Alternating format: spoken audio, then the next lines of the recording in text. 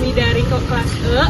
Nama saya Diandra Swadasi Rahim dengan NIM 2410 2112 2201778. Perkenalkan, nama saya Rizky Aulia Ramadan dengan NIM 2410 211 20063. Perkenalkan, nama saya Maktira Maisha Puspita Dias dengan NIM 2410 2111 20052. Perkenalkan, nama saya Kesha Simanggali dengan NIM 2410 211 720024.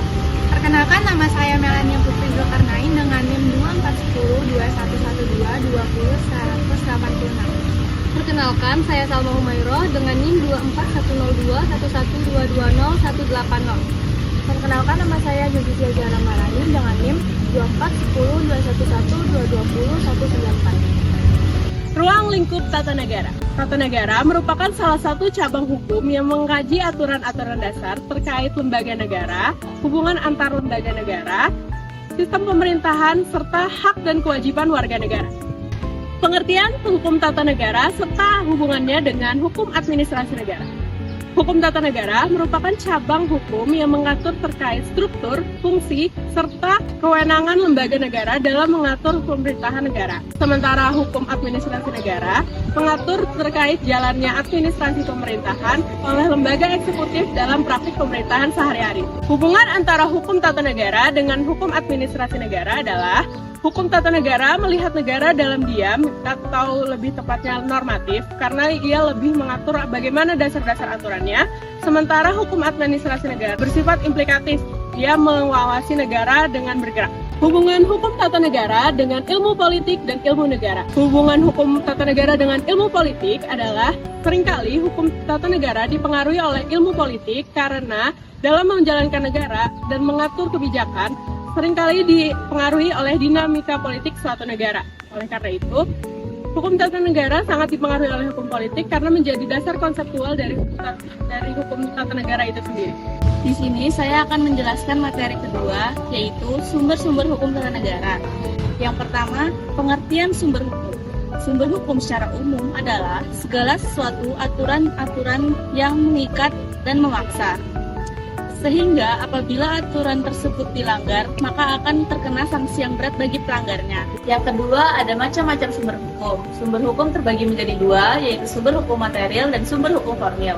Sumber hukum material ini berkaitan dengan isi dari hukum itu sendiri. Misalnya, nilai-nilai sosial, agama, moral, dan pandangan hidup yang mempengaruhi pembentukan hukum. Contohnya adalah dasar filosofis negara, seperti Pancasila di Indonesia, yang menjadi landasan bagi pembentukan peraturan perundang-undangan. Yang kedua, ada sumber hukum formil. Sumber hukum formil ini berkaitan dengan bentuk atau cara bagaimana hukum itu diwujudkan. Contohnya, ada undang-undang dasar, undang-undang, peraturan pemerintah, keputusan presiden, jurisprudensi atau putusan pengadilan. Yang ketiga, ada sumber hukum tata negara. Sumber hukum tata negara secara spesifik adalah sumber-sumber hukum yang menjadi dasar dan acuan bagi penyelenggaraan negara yang mencakup undang-undang dasar atau konstitusi, undang-undang, peraturan pemerintah, peraturan presiden, ketetapan MPR, jurisprudensi, kebiasaan ketatanegaraan atau konvensi, traktat atau perjanjian internasional, dan doktrin hukum. Yang keempat, ada hierarki peraturan perundang-undangan Republik Indonesia.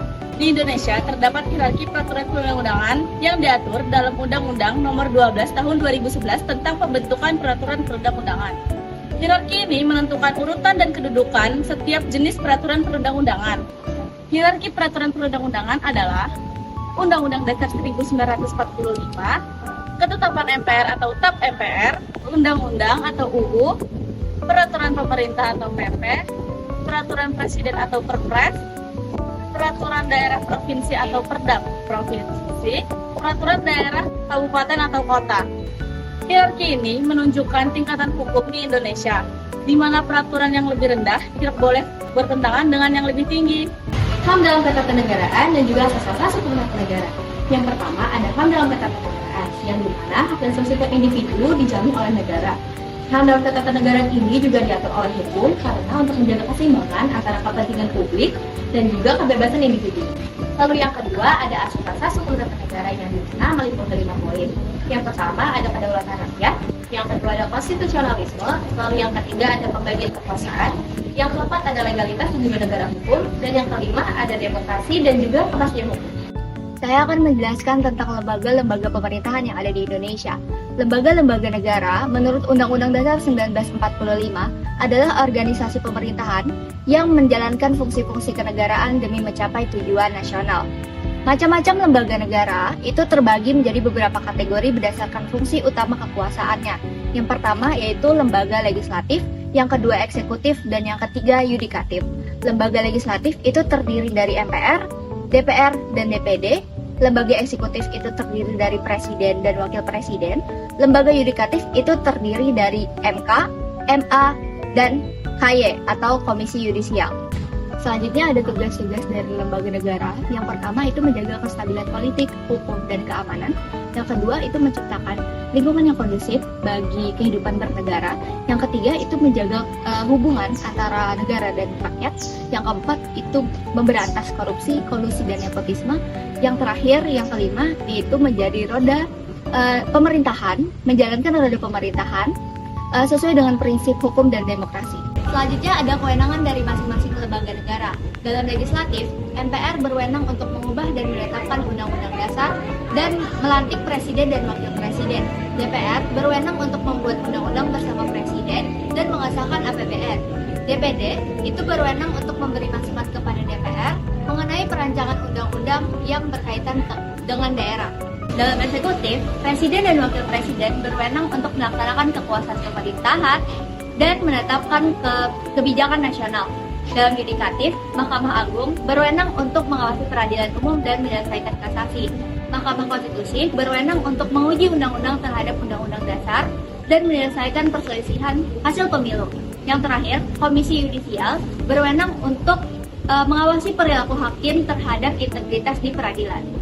Baik, di sini saya akan menjelaskan mengenai lembaga independen.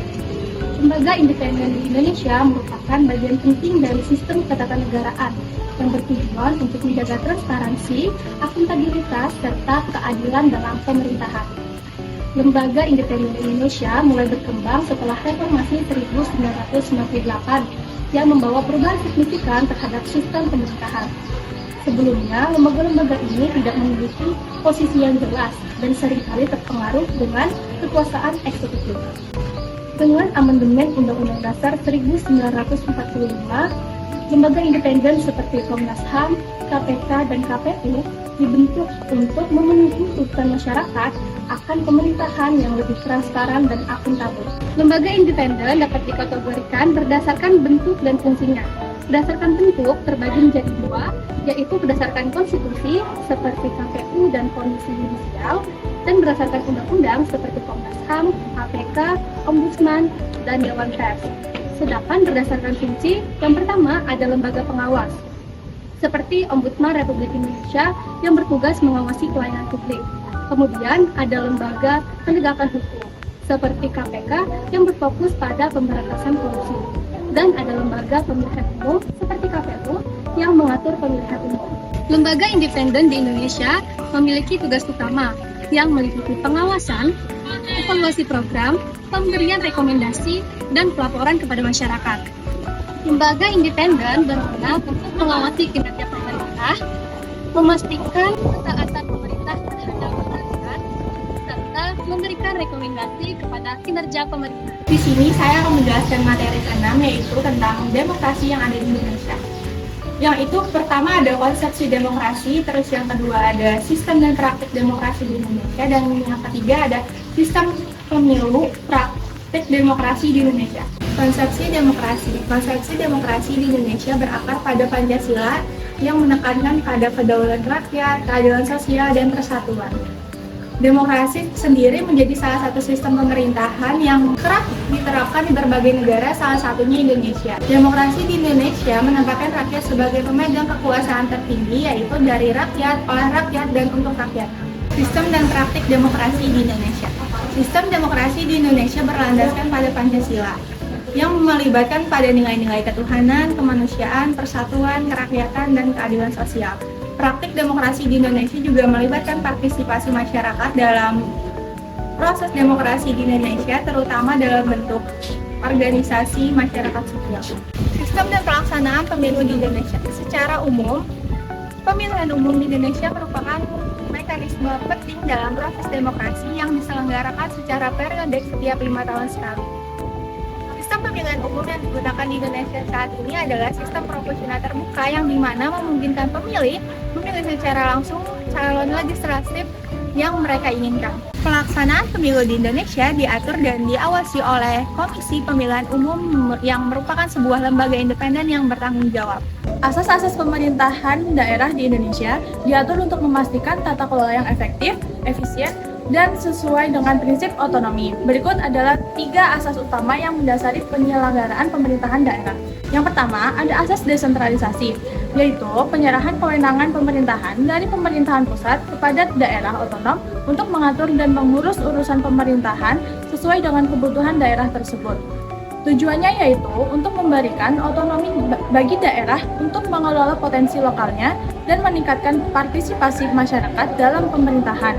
Contohnya yaitu pemerintah kabupaten atau kota memiliki kewenangan dalam pendidikan, kesehatan, dan infrastruktur lokal melalui pembentukan peraturan daerah atau perda. Yang kedua, ada asas dekonsentrasi, yaitu pelimpahan wewenang dari pemerintahan pusat kepada pejabatnya di daerah untuk menjalankan tugas-tugas tertentu. Tujuannya yaitu untuk memastikan kebijakan pemerintah pusat terlaksana di tingkat daerah, terutama dalam urusan yang bersifat nasional. Contohnya yaitu gubernur sebagai wakil pemerintah pusat bertugas melaksanakan kebijakan nasional di provinsi seperti pengelolaan administrasi kependudukan. Yang terakhir, ada asas pembantuan, yaitu penugasan dari pemerintah pusat kepada daerah atau antar tingkatan pemerintahan untuk melaksanakan tugas tertentu yang bukan kewenangannya.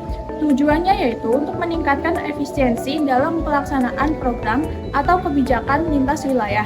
Contohnya yaitu pemerintah pusat menugaskan pemerintah desa untuk mendistribusikan bantuan langsung tunai atau BLT kepada masyarakat.